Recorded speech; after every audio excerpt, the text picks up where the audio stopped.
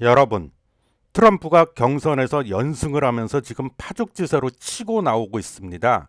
이러다가 정말 트럼프가 재집권할 것 같은데요. 트럼프는 세계 질서를 송두리째 바꾸려고 하고 있습니다. 지금 하도 많아서 정신이 없어요. 무엇보다 그는 온 세계를 적으로 돌리려고 하는 것 같습니다. 우리도 예외가 아니에요. 트럼프는 한미 동맹을 흔들려고 하고 있습니다. 그 이면에는 돈이 있는데요. 모든 것을 돈 문제로 연결합니다. 이 인간은. 열심히 계산기만 두드리고 있는 거죠. 그 중심에는 방위비가 있습니다. 한마디로 돈을 더 내라는 것입니다.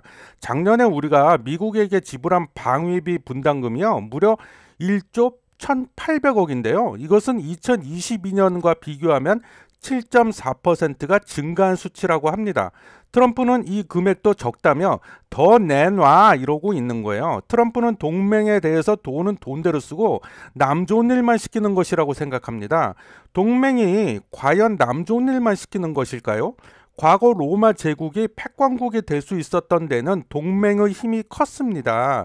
로마는 7개의 동맹국과 20개 속주로 구성된 연합체였어요. 로마는 동맹국이 침공을 당하면 군대를 파견해서 싸웠고 동맹국으로부터 세금도 받지 않았습니다. 내정 간섭도 하지 않았어요. 로마가 동맹의 대가로 요구한 것은 로마가 전쟁할 때 군대를 파견하는 것뿐이었습니다. 이러한 관용적인 동맹으로 로마 제국은 수백 년 이상 지속될 수 있었던 거예요. 하지만 트럼프는 이러한 동맹에 대해 매우 부정적입니다. Fuck you 이러고 있어요. 그의 논리는 이래요. 탈냉전 이후에 미국의 동맹국들은 돈도 안 내면서 안보를 미국의 군사력에 무임승차하고 자국의 이익을 위해 미국의 적국들, 예를 들면 중국이나 러시아 이런 데하고 손을 잡았다는 거예요. 대표적으로 독일 같은 경우는 러시아로부터 막대한 양의 천연가스를 수입하고 물건도 팔아먹었다는 겁니다. 맞는 말이기는 해요. 물론 과거 메르켈 총리 시절에 독일은 러시아의 물건을 팔아먹으려고 러시아하고의 교류를 급격히 늘렸으니까요. 한국도 마찬가지입니다. 안미 경중이라고 해서 안보는 미국에 의존하고 경제는 중국과 무역을 대폭 늘려갖고 중국에 의존하고 있으니까요. 트럼프는 우리나라에 대해서도 불만이 매우 많은 것 같습니다. 얼마 전 있었던 미국의 예멘 후티 반군 공습에도 아태 지역 동맹국인 호주, 캐나다 등 8개국이 동참했는데 우리는 빠졌습니다. 아태 지역 동맹국 중 빠진 나라는 우리나라뿐이었어요. 일본도 빠지기는 했는데 일본은 파병이 금지되어 있어서 참여를 못했다고 합니다. 또 미국의 남중국해 항행의 자유작전에도 우리는 무려 10년째 불참하고 있어요. 미국과 패권전쟁을 벌이고 있는 중국에 대해서도 마찬가지입니다. 우리가 미온적인 태도를 일관하고 있다고 보는 거예요. 트럼프는. 우리로서는 난감할 수밖에 없습니다. 무역 상대국 1위인 중국을 버리고 미국한테 홀라당 붙을 수가 없기 때문이에요. 트럼프가 재집권하면 압박은 더 심해질 겁니다. 그리고 중국과 미국 사이에서 줄타기 하기가 우리는 더 어려워질 거예요. 너 누구 편이야? 이러고 있는 거죠, 지금. 유럽에 대해서도 마찬가지입니다. 트럼프는 지금부터 공공연하게 자신이 재집권하면 나토부터 탈퇴하겠어 이러고 떠들고 있습니다. 한술 더 떠요.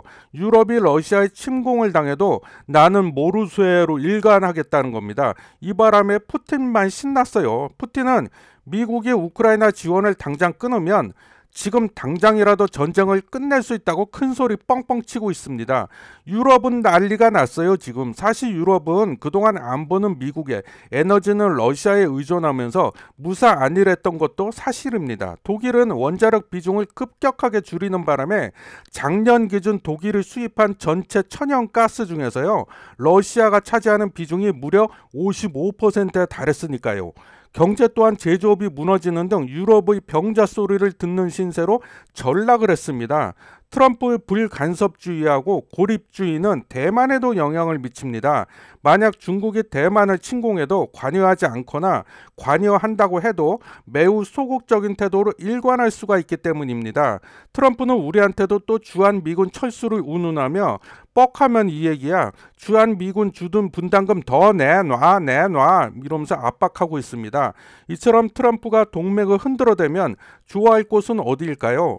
중국, 러시아를 위시한 전체주의 진영일 것입니다. 북한도 좋아할 거예요. 트럼프는 푸틴, 김정은과 이미 친구 먹었습니다. 김정은 보고 언제는 로켓맨 이러면서 비난하고 그러더니 또 언제는 또 굿맨, 좋아 굿맨이래요. 또 트럼프는 북한의 핵 개발도 묵인할지도 몰라요. 동맹이 흔들리면 가장 피해를 보는 것은 어디일까요? 우리나라가 될 것입니다. 우리나라가 소규모 개방 경제 수출로 먹고 살고 중국을 대외 무역 의존도 1위 국가로 두고 있고 북한의 핵을 머리에 이고 살고 있기 때문에 경제와 안보 모두 흔들릴 것이기 때문이에요. 트럼프의 이와 같은 자국 우선주의는 동맹을 흔드는 것에 그치지 않습니다. 트럼프는 IRA, 인플레이션 감축법이죠. 이것도 다 뒤집어 엎어버릴 거라고 공공연하게 떠들어대고 있습니다. 이 인간은 맨날 뒤집어. 이란의 핵협정도 뒤집어 놓더니 또 뒤집는데요. 우리로서는 좋을 게 없습니다. 사실.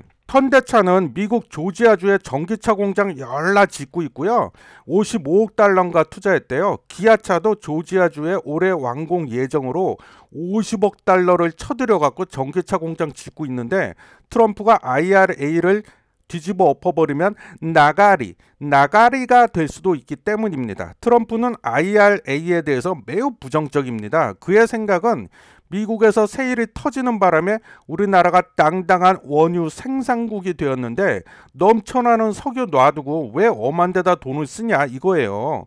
제 사견입니다만 기득권 세력인 석유 재벌들의 입김이 강하게 작용하고 있는 거 아닌가 그런 생각을 해봅니다. 우리나라처럼 불안한 나라들이 또 있는데요. 그곳은 바로 중동입니다. 지금도 그런 현상이 나타나고 있지만 트럼프가 재집권하면 그는 중동 문제에서도 발을 뺄 가능성이 매우 높습니다. 예전에는 석유 때문에라도 중동 문제에 관여할 수밖에 없었는데요. 지금이야 미국에서 세일이 왕창 터졌는데 우리가 왜 돈 써가면서 중동을 지켜줘야 되냐?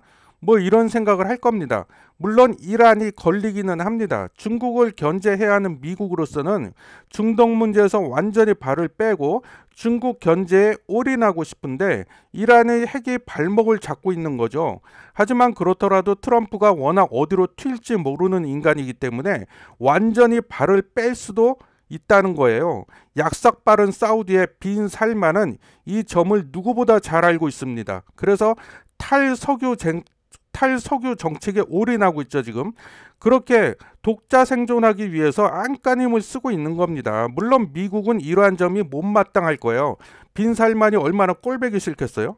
꼬붕인 이스라엘과 사우디를 친구 먹게 해서 이란을 견제하게 만들어 놓고 중국 견제에 집중하려고 했는데 이스라엘하고 하마스하고 전쟁 터졌잖아요.